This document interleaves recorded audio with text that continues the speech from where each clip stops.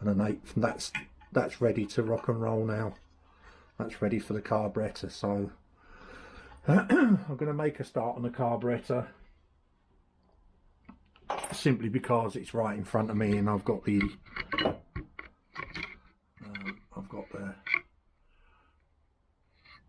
little bath to wash it out with. So if we just go through the points of the carburetor, so that's your inlet for your petrol to come in, and I should be able to, with the aid of my trusted screwdriver, show you the top, which is where the filter is.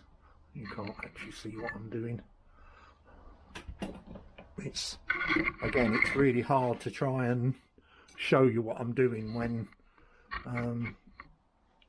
you know, your like hands are in the way. And so the top screw there is where the filter is under there, you know, and I know I've not stripped this down and had a look yet, so I don't know if there's any horrible bits and bobs in it or not. No, that's pretty clean, considering it didn't have a main filter on it. Let's just take that off. On the petrol tap, there's a few little bits and specks. I don't know if you can, yes, you can see them. That shows you how minute particles can still get in. So this is your float mechanism under here, so 2 screws again. Again, I normally use a sort of a socket set on these really, but screwdriver's what you're supposed to do. And again, because you're going into light aluminium, you don't over tighten these, and all of these screws, let's turn it round a bit more, all of these screws have got washers on them, little wrinkle washers. I'll stick that on there and that one on there, and I believe that's the build date on there, which is 83. Is it 83? Yeah, S83, RS83. And the bike is a 83 reg. So right, top of this just pulls off, and that's our float, and we've got another gasket there. So we've got our float, and it is a bit dirty in there. I don't know if I can get the, just pretty standard actually. I'll get the torch in there, and if you can see that sediment in the bottom, that is grease in the petrol, and a few little bits and bobs, nothing bad, and stuck to the bottom, so it's not gone into the cylinder and being burnt and caused friction, etc. So that little, where my thumbnail is, that's your starter jet or your choke jet. It's quite easy to get that one out and put the light back around here again. So with my trusted Lambretta screwdriver, no, that's too big. I need to get some screwdrivers out, so I'll just give that a wipe out at the moment. Yeah, it's come off.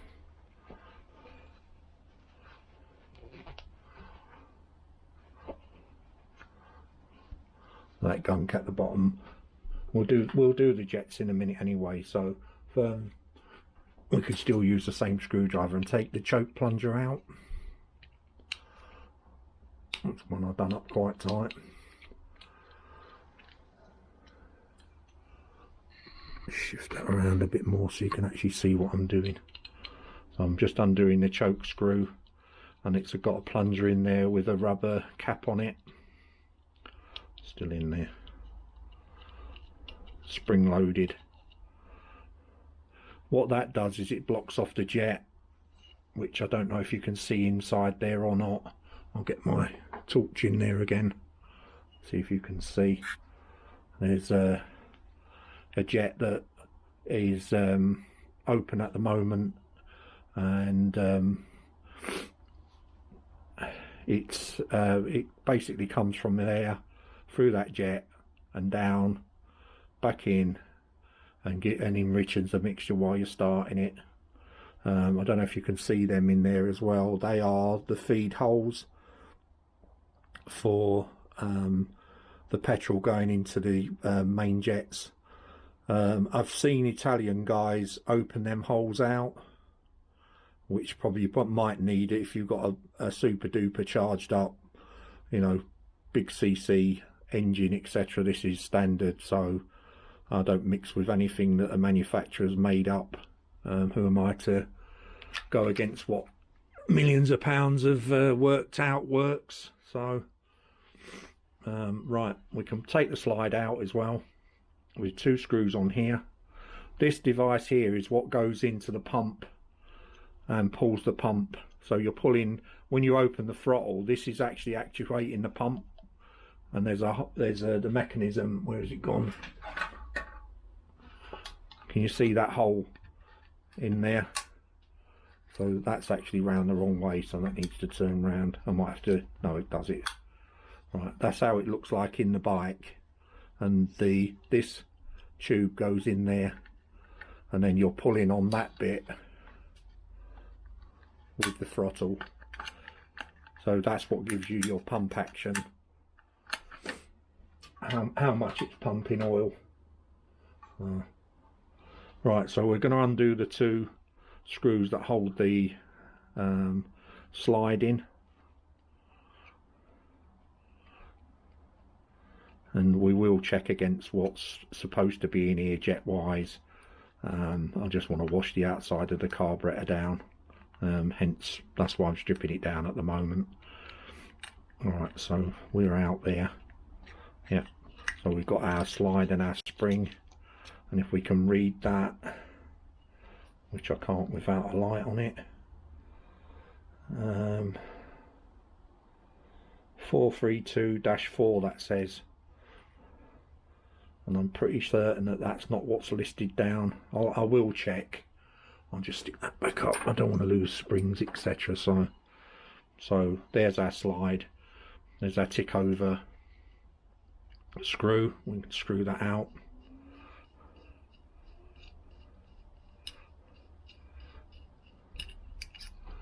Right. At the back we've got our air mixture screw. I'm taking all these out. That's out. As I say, on earlier models it's just a tiny little screw where you put a screwdriver in. In their infinite wisdom they decided to go to this, which you can get a socket on or a spanner, and the problem with that is if you've got an electric start engine, the motor sits in the way, and they are a pig to adjust. They really are. It's one of them where you need a contortionist spanner or socket set to get on it, really. It has gone rusty. That was brand spanking new, so that's going to need a clean. The old carburetor is going to get a clean, and I'm trying to show you where the oil comes in. It's basically the other side of that. So the oil comes in up through that hole there, and in out of that tiny little hole which is in the back there. I'll get the light on that again, show you the hole. The little tiny hole is the one. That big one on the side is your choke. Goes from the choke, so you see that there, in on the bottom, in and on the side. So that's pure choke, nothing else. And then you've got your normal running and your main jet there. So I will take them out. Turn the light back on again. Again, they shouldn't be too tight. And I will check what's in that B3, which is BE3, which is correct. I don't know what size the main jet is yet, because I need to clean it up and have a look. And the pilot jet. I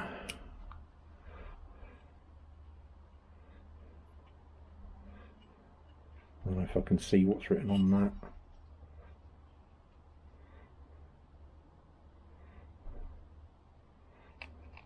Yeah, I can't read that. Yeah, it's got something written on it when I clean it up. That's your mixture tube where it feeds in the petrol. into the Venturi, and when you open the slide you get more and more fuel and mixture in there. So it was quite an old style of carburettor, in as much as they used this right the way back, Sportiques, or they used Amel carbs mainly, but the VBBs, them sort of scooters all started with rotary valve, and they've got these earlier style carbs, 17s and 19s, etc.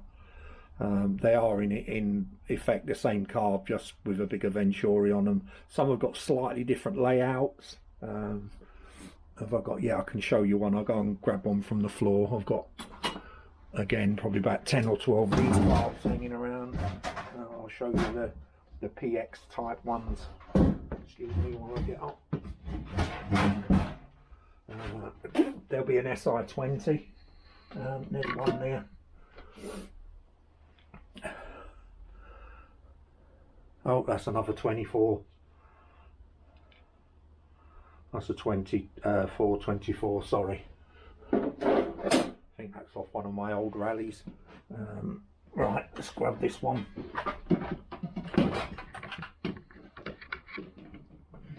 What have we got here?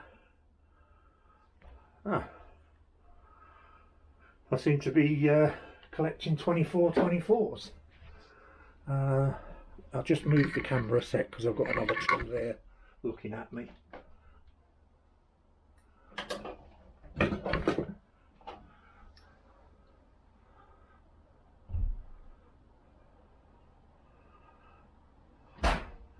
This is a bit of a mixture, this one, because it's got Spaco and Auto bits on it, but that's basically one that you'd get on a 150 or a 125.